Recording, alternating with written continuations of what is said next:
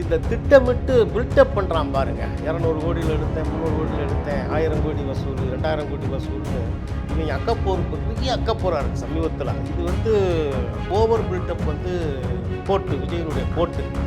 அதை தான் வந்து 400 கோடியில் எடுத்தோம், 450 கோடியில் எடுத்தோம்னாங்க. அவ்வளோதான், மண்ணா போச்சு. அது தலை தப்பிச்சது தம்பரான் பண்ணின்ற மாதிரி தான் ஏஜிஎஸ் கும்பல். ஆமாம், பிரபல சீட்டிங் சாம்பியன் தானே. ஆமாம், பிட்டு படம் தான். இருட்டு அறையில் முரட்டு கொடுத்து பல்லு படாமல் பார்த்துச்சு, ஓரமாக வந்தால் ஒதுங்கி செய்யலாம்ன்ற ரேஞ்சில் தான் அந்த படம் தெரிஞ்சார். ஞானவேல் ராஜா கேடின்னா தனஞ்சயன்ற ஒரு கில்லாடி. பார்த்தா அவங்களுக்கு பார்த்தா கோடிக்கணக்கில் கொட்டினோன்னா அவங்க சென்னைக்கு வர்றது என்ன, இங்கே மெரிடியன் ஹோட்டல் என்ன, தாஜ் ஹோட்டல் என்ன, தண்ணி என்ன, சரக்கு என்ன, பொம்பளை என்ன, 30 கோடி நக்கிட்டு போயிடுவாரு. சிவா வந்து இந்த படத்துக்கு ஓசியாக தான் வேலை பார்த்துருக்கணும். அந்த மாதிரி படம் தான் அது. அவர்களுடைய உழைப்பெல்லாம் வீணாக போச்சு. அதுதான் நமக்கு தொழில்நுட்ப கலைஞர், அந்த கேமராமேன் வெற்றி பழனிசாமிலாம் அவ்வளவு அருமையாக உழைச்சிருக்காரு அந்த மனுஷன். அதே மாதிரி விஎஃப்எக்ஸ் பண்ண அந்த ஹரிகர சுவன் சூர்யா கூட மெனக்கிட்டார். ஆனால் இந்த 3Dன்னு ஒரு விஷயத்தை காமிச்சு பொம்மை படமாக்கி மொத்தத்துக்கு ஜோலி முடித்தது.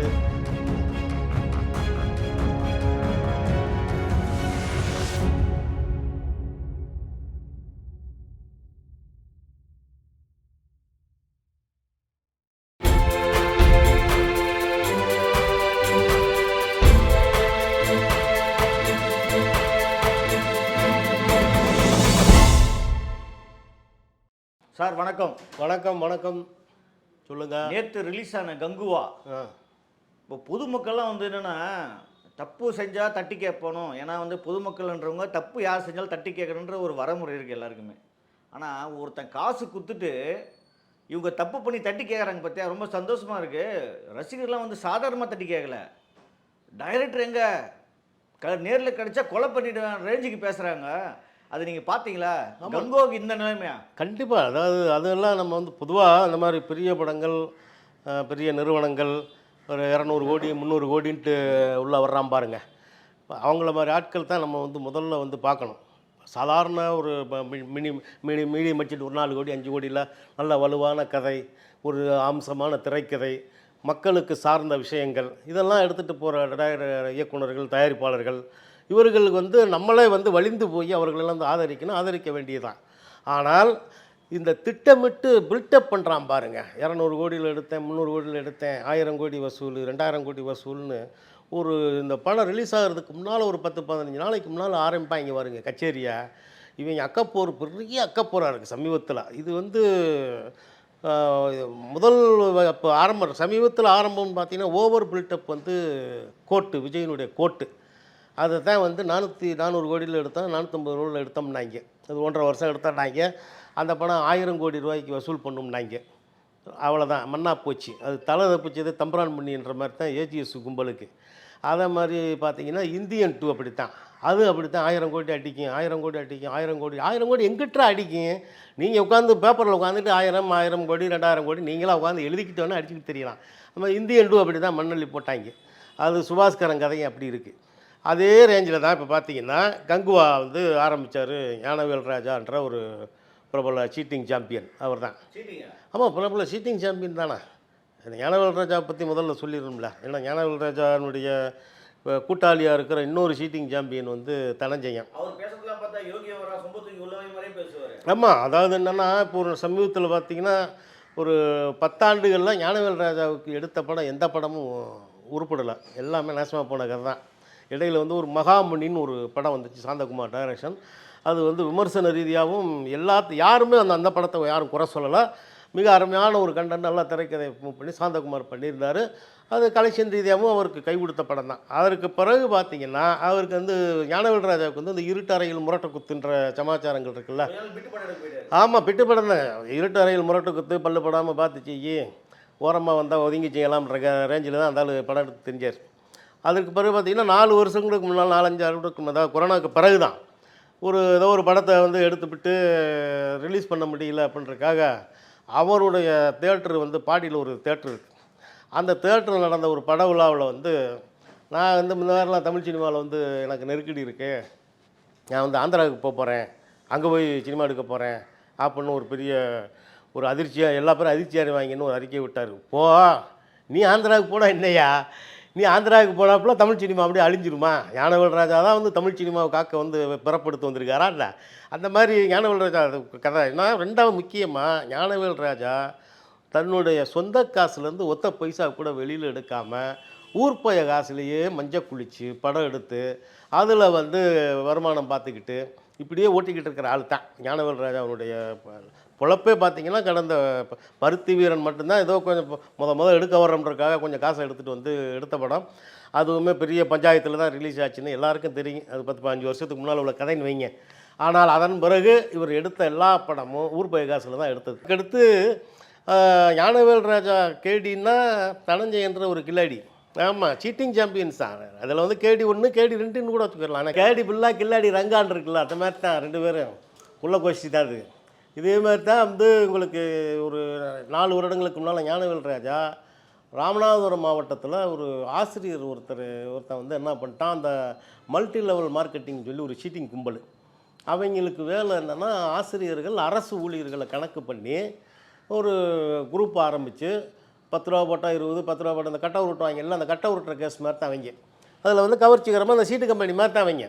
10 ரூபா கொடுத்தா 100 ரூபா வரும், 10 ரூபா கொடுத்தா அரசு ஊழியர்கள் ஆசிரியர்களை குறி வச்சு அந்த கும்பல் ஆரம்பித்தான். ராமநாதபுரம் மாவட்டத்தில் ராமநாதபுரத்துலேருந்து ஒரு குரூப்.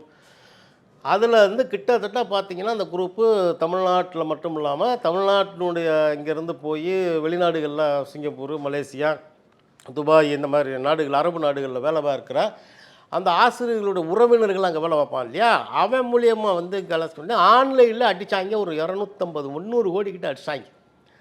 அடிச்சுட்டு அந்த கும்பல் மாட்டுச்சு. அந்த கும்பலுடைய பணத்தில் ஒரு பகுதியை தான் வந்து ஞானவேல் ராஜாட்ட வந்தது. அதில் தான் சேலத்தினுடைய டிஸ்ட்ரிபியூட்டர் வந்து 7G சரவணன் ஒருத்தர், இந்த ஞானவேல் ராஜா, இன்னொரு பார்ட்டி இங்கே டீனரில் ஒரு மார்வாடி, இவங்க 3 பேரும் சேர்ந்து பெருமளவில் அந்த கும்பல்கிட்ட இருந்து அடிச்சிட்டாங்க. ரைட்டுங்களா? அப்போது இந்த 300 கோடியில் பெரும்பகுதி அடிச்சு தான் அதில் என்ன பண்ணிட்டாங்க, அந்த சீட்டிங் கும்பலுக்கு மகாமுனியினுடைய தமிழ்நாடு ரைட்ஸ் தர்றான் அப்படின்னு சொல்லி ஒரு பிட்டை போட்டிருக்காங்க. போட்டு தரமிட்டாங்க. அவனை பல்ல காட்டிட்டான். பார்த்தா அவங்களுக்கு பார்த்தா கோடிக்கணக்கில் கொட்டினோன்னு அவங்க சென்னைக்கு வர்றது என்ன, இங்கே மெரிடியன் ஹோட்டல் என்ன, தாஜ் ஹோட்டல் என்ன, தண்ணி என்ன, சரக்கு என்ன, பொம்பளை என்ன, நடிகள் என்ன போட்டு கும்பாலம் போட்டாங்க. போட்டு ஒரு கட்டத்தில் வந்து அவங்க மாட்டிக்கிட்டாங்க. மாட்டிக்கிட்டதில் செகண்ட் அக்யூஸ்டு, 3வது அக்யூஸ்டு வந்து ஞானவேல் ராஜா. ரைட்டுங்களா? அதுக்கடுத்து 7G சரவணன், சேலம் டிஸ்ட்ரிபியூட்டர். இந்த கும்பல்லாம் மாட்டிடுச்சு. மாட்டி ராமநாதபுரத்துக்கு எஸ்பி ஆஃபீஸுக்கு ஆஜராக வந்தாப்புல ஞானவேல் ராஜா ஆஜராகிட்டானா, நோட்டீஸ் விட்டாங்க. அவங்க வந்து க்ரைமில் கேஸ் போட்டாச்சு. எஸ்பி ஆஃபீஸுக்கு ஆஜராக வந்தாப்புல 7G சரவணனும் அவரும் வந்தாப்புல. அதன் பிறகு என்ன பண்ணிட்டாப்புல ஞானவேல் ராஜா மதுரை ஹைகோர்ட்டில், அதாவது சென்னை உயர்நீதிமன்றத்துடைய மதுரை கிளையில் வந்து ஒரு கேஸை போட்டு, ஒரு மனு போட்டு இந்த கேஸ்லேருந்து நான் விளக்கு அளிக்கணும்னு சொல்லிட்டு ஒரு 2 நேரம் வாய்தா வாங்கி அப்படியே டிம்கி கொடுத்தாப்புல. அந்த மாதிரி ஞானவேல் ராஜாவுடைய வரலாறு. அதன் பிறகு ஒரு அர்ஜுன்லால் சுந்தர்தாஸ்னு ஒரு மார்வாடி. அந்த மார்வாடிக்கு வேலை என்னன்னா, இந்த மாதிரி கள்ளப்பணம், திருட்டு பணம் இவங்கெல்லாம் புழங்குறாங்கல்ல அரசியல்வாதிகள், இந்த மாதிரி ஆட்கள்லாம் ஒரு 50 கோடி 100 கோடின்னு பல பேர்கிட்ட வந்து ஒரு 300-400 கோடியை வாங்கி சினிமாவுக்குள்ளே வட்டிக்கு விட்டு அந்த வட்டியை வந்து கொடுத்து மெயின்டைன் பண்ணிட்டே வர்றது. அதுக்கு பிறகு அசலை வந்து ஒரு குறிப்பிட்ட காலக்கெடுவுக்குள்ளே தர்றேன்னு சொல்லி அக்ரிமெண்ட்டில் இந்த கள்ளப்பணத்தை வச்சுருக்கணும் பூரா அந்த அர்ஜுன்லால் சுந்தர்தாஸ்ன்ற மார்வாடிட்ட கொடுத்து புழங்கினாங்க. அந்த அர்ஜுன்லால் சுந்தர்தாஸ்கிட்ட ஒரு பெரிய அமௌண்ட்டு, கிட்டத்தட்ட ஒரு 50 கோடி ரூபா அளவுக்கு ஞானவேல் ராஜா வாங்கியிருக்காப்புல. இது என்னென்னா, ஒரு கட்டத்துக்கு மேலே அர்ஜுன்லால் சுந்தர்தாஸ் திவால் ஆகிடுறான். இந்த மார்வாடி திவால் நோட்டீஸ் கொடுத்துட்றான். இன்சால்வன்சி நோட்டீஸ் கொடுத்தால் அதுக்குன்னு சில சட்டத்திட்டங்கள் இருக்குது. எல்லா பேரும் வந்து இன்சால்வன்சி நோட்டீஸ் கொடுக்க முடியாது. அப்போ சென்னை உயர்நீதிமன்றம் இன்சால்வன்சி நோட்டீஸ் கொடுக்குறனா என்ன கணக்கு, நீ மாட்டில் கொடுத்தா என்ன இருக்குது, உனக்கு கொடுக்க வேண்டிய யார், நீ யாருக்கு கொடுக்க வேண்டியிருக்கு, இந்த கணக்கெல்லாம் முதல்ல ஒப்படைக்கணும்ல. அதெல்லாம் சட்டத்திட்டம் இருக்குது. எல்லாருக்கும் போய் இன்சால்வன்சி நோட்டீஸ்லாம் கொடுக்க முடியாது. அப்போ இன்சால்வன்சி நோட்டீஸ் கொடுத்து கொஞ்ச நாளில் என்ன பண்ணிட்டான், அந்த மார்வாடி செத்து போயிட்டான். ரைட்டுங்களா? இதுவும் வந்து 5 ஆண்டுகளுக்கு முன்னால் நடந்தது தான். ரைட்டுங்களா? அப்போ அந்த 5 ஆண்டுகளுக்கு முன்னால் மார்வாடி செத்த உடனே ஞானவேல் ராஜாவுக்கு செத்துட்ட ஆள், நம்ம வந்து மங்காம் போட்டுடலாம் அப்படின்ற பிளானில் ஞானவேல் ராஜா திட்டம். ஆனால் சென்னை உயர்நீதிமன்றம் அதை விடலை. இன்சால்வன்சி நோட்டீஸ் கொடுத்தவன் சொத்தை வந்து சொத்தை வந்து கைப்பற்றணும். 2வது அவனுக்கு யார் கொடுக்க வேண்டியிருக்கு, இதெல்லாம் வசூல் பண்ணணும் அப்படின்னு சொல்லி சென்னை உயர்நீதிமன்றமே ஒரு சொத்தாட்சியர் அப்படின்ற ஒருத்தரை நியமித்து, அவர் வந்து மாவட்ட நீதிபதி அந்தஸ்தில் உள்ளவர், நியமித்து பூரா வசூல் பண்ணி கோர்ட்டில் கட்டு அப்படின்னு சொல்லி ஆர்டர் போட்டு இது இந்த வழக்கு ஒரு 2-3 ஆண்டுகளாக நடந்துக்கிட்டு இருக்கு. அப்போ தான் தங்கலான் படத்தை ரிலீஸ் பண்ணுறாரு ஞானவேல் ராஜா. எடுத்து முடிச்சிட்டாரு. பகுமானமாக ஒரு வந்து ஆடியோ லான்ச்சு அது இதுன்னு நடத்தும் போது தான் அந்த மாவட்ட சொத்தாட்சியர் இருக்கார் இல்லையா, அந்த மாவட்ட நீதிபதி அந்தஸ்தில் இருக்கிற சொத்தாட்சியர் உயர்நீதிமன்றத்துக்கு போகிறார். இந்த மாதிரி ஞானவேல் ராஜான்னு ஒரு தயாரிப்பாளர் அர்ஜுன்லால் சுந்தர்தாஸ்கிட்ட 25 கோடி ரூபா வாங்கியிருக்காரு, அதை கட்ட சொல்லணும், கட்டாமல் அந்த படத்தை ரிலீஸ் பண்ணக்கூடாது அப்படின்னு சொல்கிறார். அரசு தரப்பு வழக்கறிஞர் வந்து வாதாடுறாரு. அப்போ உயர்நீதிமன்ற நீதி அரசர்கள் என்ன பண்ணுறாங்க, ஆமாம் 25 கோடி கட்டினா தான் அவனுக்கு படத்தை ரிலீஸ் பண்ணானா. அப்பையும் போயிட்டு பார்த்தீங்கன்னா இந்த 25க்கு 20 கட்டுறேன்னு சொல்லி சமாளித்து 20 கட்டியாச்சு. கட்டினா தான் அவங்களுக்கு வந்து தங்கலான் படமே ரிலீஸ் ஆச்சு. அது ஒரு கதை. அதுக்கு பிறகு 3வது நாள்லேயே வந்து சக்ஸஸ் மீட் நடந்த கொடுமையெல்லாம் நடந்துச்சு. ஏன்னா 100 கோடியில் படம் எடுத்தேன்னு சொன்னாங்க, வசூலானது 86 கோடின்னாங்க. 3வது நாள் 86 கோடி ரூபா எப்படா சக்ஸஸ் மீட்டு அப்படி. இப்போ 86 கோடினா 86 கோடி ஒன்று ஞானவேல் ராஜாவுக்கு கொடுக்க போகிறான், டிஸ்ட்ரிபியூட்டர் இருக்கான், தேட்டருக்காரன் இருக்கான், 50 பேர் இருக்கான், 30 கோடி நக்கிட்டு போயிடும் அது. அப்போ அந்த ஒரு கதை. இப்போ தங்கலான் அப்படி. அதற்கு பிறகு பார்க்க முடிஞ்சா அது வந்து வரலாற்று படம், அந்த படம் பீரியடு படம் சொல்லி ரஞ்சித் உள்ளே புகுந்து உழப்பி நாசம் பாயிடுச்சு. அதன் பிறகு இப்போ இந்த படம் எடுத்திருக்காரு. ஆமாம், இதற்கு இடையில் என்னன்னா தனஞ்சயன்ற ஒரு கில்லாடி, அவர் ஒரு 4 ஆண்டுகளுக்கு முன்னால் தான் வந்து ஞானவேல் ராஜாட்ட உள்ளே நுழைகிறார். 20கள் தான், 2020 அவரும் வந்து பார்த்தீங்கன்னா ஆமாம் பல கம்பெனி ஆமாம் சொந்த கம்பெனி அழிக்கலை, சொந்த காசில் போட்டால் தானே அது சொந்த கம்பெனி அழிய போதும். இந்த வால்டர்னு ஒரு படம், அது ஒரு உப்புமா படத்தை எடுத்து வச்சுக்கிட்டு ஆமாம், அதன் பிறகு வந்து இந்த யூடிவி கம்யூனிகேஷன் அந்த கம்பெனி சொல்லி முடிஞ்சிச்சு. அதுக்கு பிறகு மோசர் பேர்னு ஒரு கம்பெனி அது சொல்லி முடிஞ்சிச்சு. அதற்கு அடுத்து இன்ஃபினிட்டி வெஞ்சர்ஸ்னு இப்போ சமீபத்தில் அது ஒரு மார்வாடி, கமல் போகிறான்னு ஒரு மார்வாடி, அந்த கம்பெனிக்குள்ள ஜாயிண்ட் வெஞ்சர்னு உள்ள நுழைஞ்சு இந்த மழை பிடிக்காத மனிதன் வரைக்கும் மண்ணள்ளி போட்டாச்சு. ரைட்டா? அதற்கு பிறகு போஃப்டா அப்படின்னு சொல்லி ஒரு இன்ஸ்டியூட்டு, ஃபிலிம் இன்ஸ்டியூட்டு, அந்த இன்ஸ்டியூட் நடத்துகிறேன்னு சொல்லி 4 ஸ்டேட்டு ஸ்டூடெண்ட்டை லட்சக்கணக்கில் கோடிக்கணக்கில் கல்லா கட்டிட்டு இதே பிரசாத் லேபுக்கு சொந்தமான அந்த கோடம்பாக்கத்தில் இருக்கிற ராம் தேட்டருக்கு பக்கத்தில் இருக்கிற பிரசாத் லேபுக்கு சொந்தமான கட்டடத்தில் வாடகைக்கு இருந்து அவர்களுக்கு வாடகை தர முடியாமல் அந்த குரூப் அடித்து துரத்து நீ எங்கேயும் நாசமாக போயா அப்படின்ட்டாங்க. அப்புறம் என்னாச்சு ஏதாச்சுன்னா 4-5 பல லட்சங்களை சுருட்டிட்டு அதோடு அந்த இன்ஸ்டியூட்டுக்கு மண்ணள்ளி போட்டுட்டு இப்போ ஒரு 4 ஆண்டுகளுக்கு முன்னால் நான் வந்து ஸ்டூடியோ கிரீனை வந்து தூக்கி நிமித்தி காட்டுறேன்ட்டு உள்ளே வந்தாப்புல. அதற்கு பிறகு வந்ததோட சோழி முடிஞ்சிச்சு. இப்போ 10 தலைன்னு ஒரு படம் எடுத்து அது நாசமாக போச்சு. அந்த டைரக்டருக்கு சோறு போட்ட தான் மிச்சம், சம்பளமே கொடுக்கல. 10 தலை அந்த டைரக்டர் ஒபேலி கிருஷ்ணான்ட்டு அந்த டைரக்டருக்கு. ஏன்னா முதல் படம் வந்து ஜில்லுன்னு ஒரு காதல் வந்து ஞானவேல் ராஜா தான் வாய்ப்பு கொடுத்தாப்புல அப்படின்ட்டு அந்த ஞானவேல் ராஜாவுக்கு சரி அறகுற மனசு சம்பளம் கொடுத்துன்னா கூட அந்த டைரக்டர் பொழப்பில் மண்ணள்ளி போட்டு அவனுக்கு சோத்தை மட்டும் போட்டு அந்த ஆளுக்கு சம்பளமே கொடுக்காமல் சாகடிச்சது தனஞ்சயன். கொடுங்க பார்த்துக்கலாம் அப்படி. அதே மாதிரி தான் இப்போ இந்த கங்குவாலம் கொடுத்துருந்தா சூர்யாவுக்கும் திஷா பதானி ஹீரோயினுக்கு கொடுத்துருக்கலாம், அது வேண்டப்பட்ட ஆள், அது வேண்டிய ஆள். ஆனால் சூர்யாவுக்கு கொடுக்காம டிமிக்கி கொடுக்க முடியாது. சூர்யாவுக்கும் திஷா பதானிக்கு தான் கொடுத்துருக்கணும். மற்றபடி பார்த்திங்கன்னா சிவாவுக்கே சம்பளம் வந்து 30% கொடுக்கலன்னு தான் கேள்விப்பட்டேன். ரைட், சிவாவுக்கு ஆக்சுவலாக சிவா வந்து இந்த படத்துக்கு ஓசியாக தான் வேலை பார்த்துருக்கணும். அந்த மாதிரி படம் தான் அது. அந்த மாதிரி ஓசியாக தான் வேலை பார்த்துருக்கணும் சிவாவுக்கும். அதாவது சகோதரா, அது சாபம் இந்த விமோச்சனம் அதிலெல்லாம் நமக்கு நம்பிக்கை இல்லைன்னு வைங்க. இயற்கையின் நியதின்னு ஒன்று இருக்குல்ல, எல்லாரும் என்ன நீங்கள் தீங்கு விளைவிச்சிங்கன்னா தீங்கு தான் விளையும், நீங்கள் கெட்டதை விளைச்சிங்கன்னா கெட்டது தான் விளைய போகுது.